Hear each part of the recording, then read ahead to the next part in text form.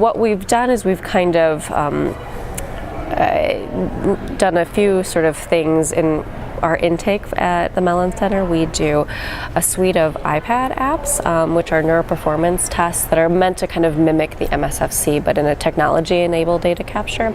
And so that includes something like a time 25-foot walk that we called walking speed, a manual dexterity test, which is the 9-hole peg test, a low contrast visual acuity, which is contrast sensitivity, and then a processing speed test, which is like the SDMT.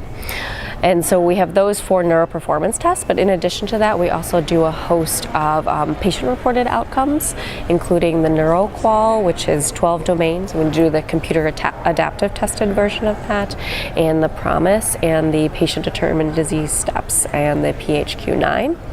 And so we do those things with every patient that walks into the Mellen Center that's getting their routine follow-up for their MS care. And then in addition to that, we do kind of standardized MRI imaging. And from that, one of the other collaborators on the presentation, Kunio Nakamura, developed some in-house fully automated quantitative MRI techniques. And so we did these kind of host of quantitative MRI on all of these patients. And what we were looking at is kind of this sort of multimodal way to assess our patients. So we're used to kind of just thinking about patients at little snippets. So what's their walk look like? How do they tell me they're functioning at home? What is their MRI? But how do we kind of do this comprehensively on a consistent basis?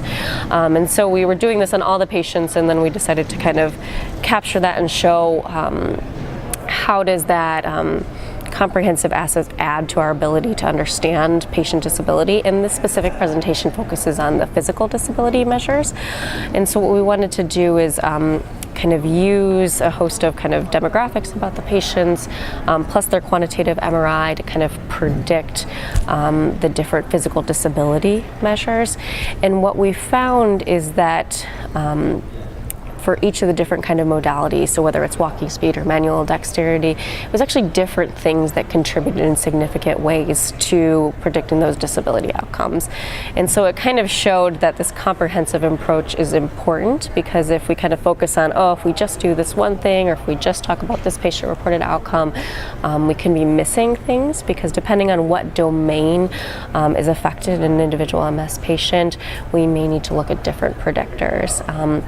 And that's the really complicated thing about MS, is that so many different types of symptoms and parts of the nervous system can be affected. And so each patient that's walking in the door has a very different kind of level and type of disability. And so how do you assess those patients routinely when they are all having very different things affected? And so that was the idea, is that if we can do things kind of systematically in a comprehensive way, we're going to be able to capture and understand that disability. This specific presentation is on just kind of cross-sectional data. So this initial time point for these patients, and each of them had the neuroperformance testing, the patient-reported outcomes, and then they had an MRI within 90 days of those things. And so we looked at kind of the correlations of the patient-reported outcomes with the physical disability measures. There was excellent correlations between many of those things. And then also looking at correlations with the quantitative MRI and the other physical disability measures. And so since the correlations were quite high, we're hopeful that looking at this data longitudinally, we're going to be able to detect those changes and understand things a little bit better in the long run for these patients.